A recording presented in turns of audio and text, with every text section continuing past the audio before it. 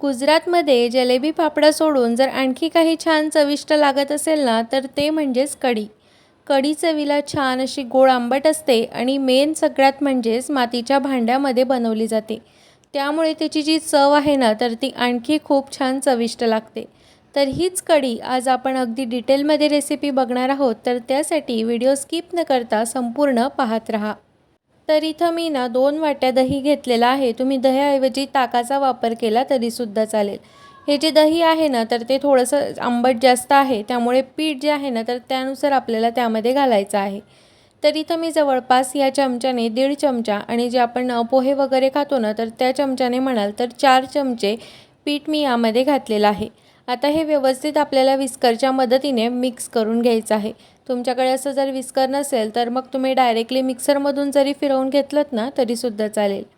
खरं तर ना सगळ्यात जास्त जर पदार्थ मातीच्या भांड्यामध्ये कुठे बनवले जात असतील ना तर राजस्थान एक नंबरला आहे आणि दुसऱ्या नंबरवर आहे ते म्हणजेच गुजरात. तर इथं दह्यामध्ये ना सुरुवातीला पीठ जे आहे तर ते व्यवस्थित मिक्स करून घेतलं आणि त्यानंतर मग त्यामध्ये मी अर्धा ग्लास पाणी घातलं आणि हे परत विस्करच्या मदतीने ना थोडंसं मिक्स करून घ्यायचं आहे. तर ही जी प्रोसेस आहे ना तर ती तुम्ही मिक्सरमध्ये केली तरीसुद्धा चालेल. तर आता आपण बनवणार आहोत कढीसाठी लागणारा मसाला. तर खरं तर ना आपल्याकडे ज्या प्रकारे मसाला बनवतात तर तसाच बनवला जातो. इथं मी भरपूर असा लसूण घेतला, 1 ते 1.5 इंच आलं घेतलं आणि हिरव्या मिरच्या घेतलेल्या आहे. तुम्ही तुमच्या चवीनुसार मिरच्यांचं प्रमाण कमी किंवा जास्त करू शकतात. तर इथं पाणी न टाकता हे वाटण मी वाटून घेतलेलं आहे. आणि आता सगळ्यात मेन प्रोसेस म्हणजेच ही आहे की इथं ना मी मातीचं भांडं तापवण्यासाठी न ठेवता सगळ्यात आधी मी त्यामध्ये तूप टाकून घेतलेलं आहे. तर जी कढी आहे किंवा कुठलाही पदार्थ जर आपल्याला बनवायचा असेल ना राजस्थान किंवा गुजरातमध्ये, तर जास्तीत जास्त इथे तुपाचा वापर केला जातो. तर मातीच्या भांड्यामध्ये मी सगळ्यात आधी तूप टाकून घेतलं आणि त्यानंतर मग गॅसची जी फ्लेम आहे ना तर ती चालू केली. कारण की मातीचं भांडं डायरेक्टली गॅसवरती जर काहीही पदार्थ त्यामध्ये न टाकता जर तापवायला ठेवलं ना, तर ते लवकर खराब होतं. त्यामुळे सगळ्यात आधी मी त्यामध्ये तूप टाकून घेतलं. तूप छान गरम झालं की त्यामध्ये टाकली पाव चमचा मोहरी. मोहरी छान फुलू द्यायची आणि त्यानंतर मग त्यामध्ये टाकायचं पाव चमचा जिरं. जिरं, मोहरी छान अशी खमंग फोडणी त्यामध्ये तयार झाली की त्यानंतर आपण त्यामध्ये टाकायचं आहे खडे मसाले. तर यामध्ये आपण टाकणार आहोत 2 लवंग, 2 मिरी आणि त्यानंतर मग तेजपत्ता. इथं मी 2 तेजपत्ते टाकलेले आहेत. तुम्ही जरी 1 टाकला तरीसुद्धा चालेल. पण हे जे मसाले आहेत ना, तर हे खडे मसाले तुपामध्ये छान असे थोडेसे 1 मिनिटभर छान असे परतवून घ्यायचे आणि त्यानंतर मग जो आपण मसाला तयार करून घेतलेला होता ना, तर तो यामध्ये घालून घ्यायचा. जे वाटण आपण वाटून घेतलेलं होतं तर ते टाकल्यानंतर ते सुद्धा 1 ते 2 मिनिट छान असं व्यवस्थित परतवून घ्यायचं. म्हणजे त्याचा कच्चेपणा संपूर्ण जो आहे ना तर तो निघून जाईल एवढं आपल्याला व्यवस्थित हे परतवून घ्यायचं आहे.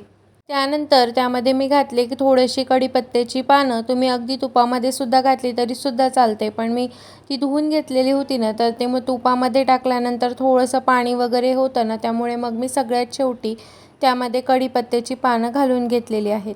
आता हे व्यवस्थित परत एक छान असं परतवून घ्यायचं. म्हणजेच एक 3 ते 4 मिनिटामध्ये ना जे आपण मसाला तयार करून घेतलेला होता तर त्याचा कच्चेपणा संपूर्ण निघून जातो.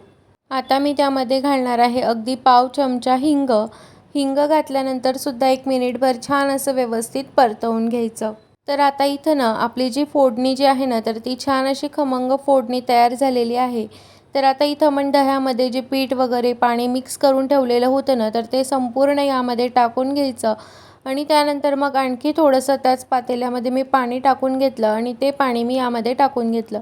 आता ह्या स्टेजला ना तुमचं दही किंवा किती आंबट आहे तर त्यानुसार तुम्ही यामध्ये पाण्याचं प्रमाण घाला.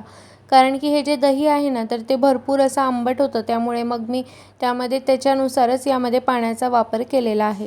तर आता त्यानंतर व्यवस्थित असं पाण्याची कन्सिस्टन्सी ॲडजस्ट करून त्यामध्ये टाकायची. चवीनुसार मीठ घालायचं आणि याला ना एक सतत हलवत आपल्याला कढीला छान अशी उकळवून घ्यायची आहे. तसं की आपल्याला तुम्हाला माहितीच असेल की आपण गुजराती कढी बनवतोय त्यामुळे इथं मी ना गुळाचा खडासुद्धा घातलेला आहे. तर आता इथं ना तुम्हाला जर गूळ नसेल वापरायचा तर तुम्ही साखरेचा वापर केला तरीसुद्धा चालेल.